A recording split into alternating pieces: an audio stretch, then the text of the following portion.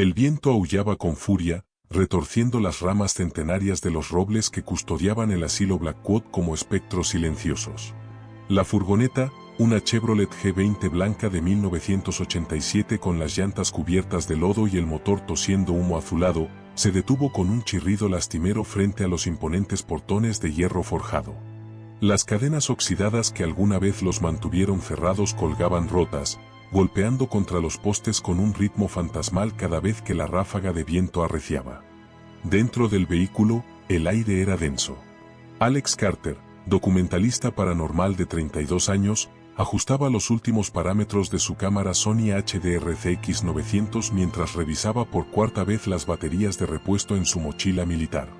Sus nudillos blancos delataban la tensión que trataba de ocultar tras una máscara de profesionalismo. A su lado, Jamie Rivera, ingeniero de sonido de 28 años, mordisqueaba compulsivamente el tapón de su botella de agua mientras sus ojos oscuros escudriñaban la fachada del edificio a través del parabrisas empañado. «Mierda, hace un frío de la puta madre», murmuró Jamie, frotándose las manos enguantadas. El vapor de su aliento formaba nubes efímeras en el aire. «No es normal, Alex. Ni siquiera debería estar helando en septiembre». Alex respondió con una sonrisa tensa que no llegaba a sus ojos azul acero. Según los archivos del condado, la temperatura siempre baja drásticamente cerca del asilo. Los lugareños lo llaman el aliento de Blackwood. Su dedo índice señaló el termómetro digital del tablero, -4 grados y descendiendo. Este lugar tiene fama de robarle el calor al mundo. El portón principal emitió un gemido prolongado cuando Alex lo empujó. El sonido resonó como un lamento a través del patio abandonado, haciendo que una bandada de cuervos alzara el vuelo desde lo alto del edificio. Al cruzar el umbral, una oleada de aire fétido los golpeó, una mezcla nauseabunda de formaldehído, yeso mojado y algo más profundo, más orgánico, como carne descompuesta. «Jesucristo», Jamie se tapó la nariz con la manga de su chaqueta. «Huele como si algo hubiera muerto aquí hace poco». Alex activó su linterna Fenix TK-35, cuyo haz de 1000 lúmenes cortó la oscuridad del vestíbulo principal con la precisión de un bisturí. El pasillo central se extendía ante ellos como la garganta de un coloso enfermo, sus paredes llenas de papel tapiz desgarrado, meciéndose al ritmo de corrientes invisibles. El suelo de mármol, otrora pulcro, estaba ahora cubierto de escombros, expedientes médicos esparcidos y jeringas oxidadas que crujían bajo sus botas. «Mira esto», susurró Alex, hincándose para recoger un documento manchado de un líquido pardo. La fecha en el membrete decía 16 de octubre de 1965.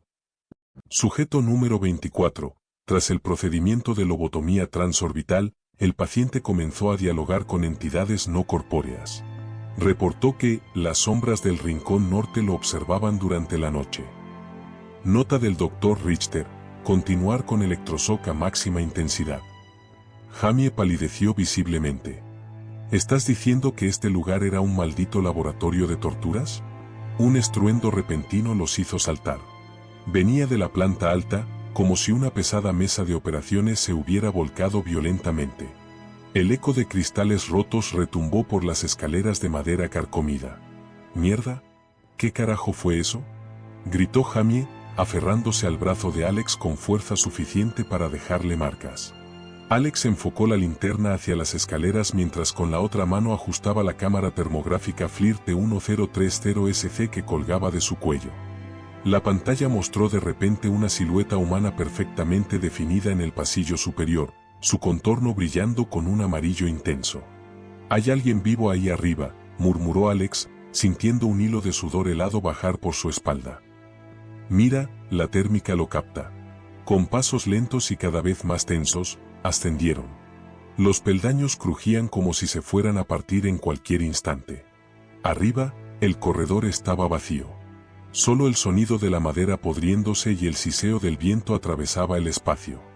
La cámara termográfica ya no registraba ninguna forma con calor. El ambiente se había desplomado hasta -10 grados. Esto es imposible», balbuceó Jamie, revisando frenéticamente la grabación. «Lo vimos justo aquí, tenía temperatura corporal normal, carajo, incluso se veía que respiraba». De repente, la radio Motorola de Alex se encendió con un chillido brutal. Entre la estática, una voz quebrada susurró. Court. Estática, él viene. Estática, el sótano. Estática. No me raise atroz. Las linternas empezaron a parpadear como velas en un vendaval. En esos instantes de oscuridad, ambos sintieron algo que se movía a su alrededor, escucharon crujidos como de huesos cediendo bajo una fuerza enorme, y percibieron un hedor a carne quemada que crecía a cada segundo. «Jamie, sal de aquí», rugió Alex. Pero su grito se convirtió en un alarido de terror cuando algo invisible lo agarró con fuerza inhumana. La cámara chocó contra el suelo, capturando en su última imagen antes de apagarse, una sombra alargada, con brazos demasiado largos y articulaciones invertidas, inclinándose sobre Alex mientras Jamie gritaba en un crescendo de puro pánico. El asilo Blackwood fue demolido el 15 de noviembre de 2020 por orden del alcalde Thompson. Las grabaciones fueron encontradas 3 días después en la entrada principal, intactas a pesar de las fuertes lluvias. De Alex Carter y Jamie Rivera, nunca se halló rastro alguno. Una semana antes de que Alex y Jamie llegaran al asilo Blackwood, un lugareño llamado Marcus Williams, de 45 años, juró que algo lo acechaba en las inmediaciones del edificio. En una entrevista grabada por el canal local de noticias, Marcus mostraba profundos arañazos en su antebrazo y hablaba de una fuerza invisible que lo había arrojado al suelo al tratar de entrar en la propiedad. «Ese sitio devora el espíritu de quienes se atreven a cruzar sus puertas», declaró con la mirada perdida. Los registros municipales describían el asilo Blackwood como un centro psiquiátrico fundado a principios del siglo XX por el Dr. Aloysius Richter, un médico tan brillante como polémico. Las autoridades recibieron múltiples denuncias por presuntos abusos médicos, electroshock sin descanso, terapias de aislamiento extremas y cirugías cerebrales que terminaban casi siempre en muerte. Sin embargo, la reputación de su efectividad para controlar pacientes violentos atrajo inversiones privadas de gente poderosa, y el lugar siguió funcionando por décadas en un limbo legal. Durante los años 60, Blackwood experimentó un aumento notorio de fenómenos inexplicables. Los internos aseguraban que por las noches veían entidades altas y delgadas merodeando por los corredores. Algunos pacientes, tras las lobotomías, declaraban haber establecido contacto mental con presencias oscuras que se alojaban en la parte más antigua del complejo. Había registros de enfermeros que renunciaban abruptamente tras afirmar que escuchaban voces abogando por la liberación de algo atrapado en el sótano. El Dr. Richter, lejos de desestimar estas historias, las documentaba con curiosidad casi morbosa. Decía en sus notas que había fuerzas más allá de lo humano, capaces de reprogramar la mente si se las invocaba en un estado de conciencia alterado. Algunos creen que realizaba rituales en el subsótano, mezclando ciencias médicas con prácticas esotéricas.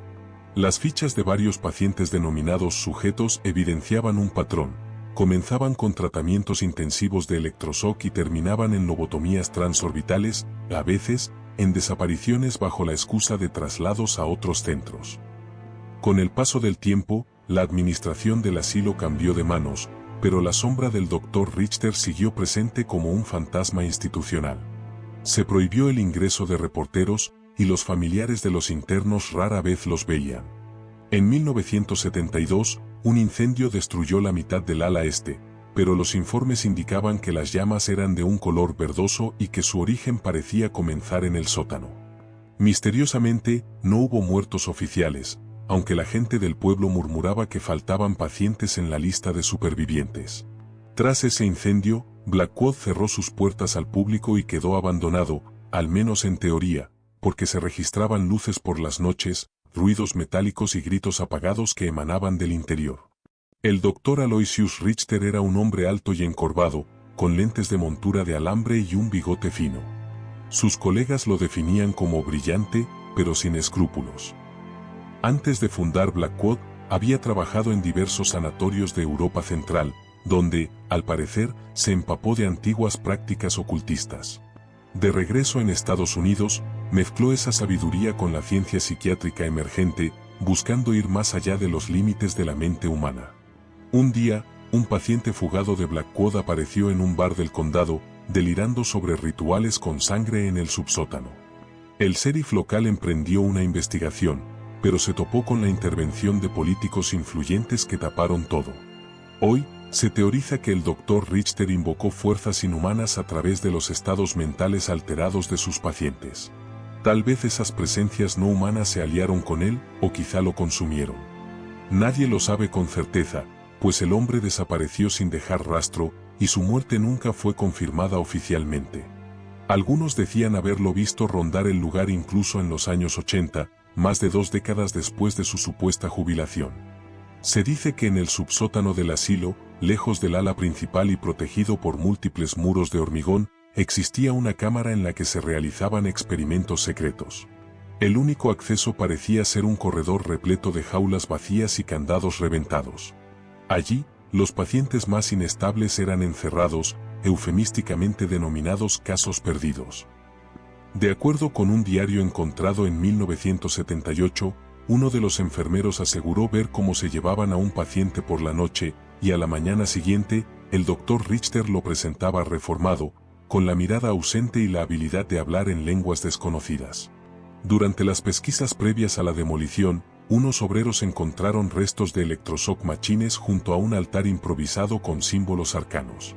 Parecía que el Dr. Richter no solo experimentó con el cerebro humano, sino que lo vinculó con prácticas rituales, intentando abrir puertas a lo que él denominaba universos paralelos de conciencia pura. Quizá esas puertas siguen abiertas. Tras la desaparición de Alex y Jamie, llegaron investigadores de distintos lugares, atraídos por la noticia de las cintas halladas. Sin embargo, pocos se atrevieron a pasar la verja del asilo.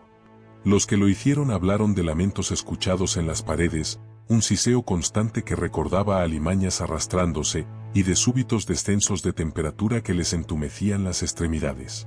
Se rumoraba que un agente federal se interesó en el caso, pero salió huyendo del lugar a medianoche, gritando que había visto hombres sin rostro en los pasillos derrumbados.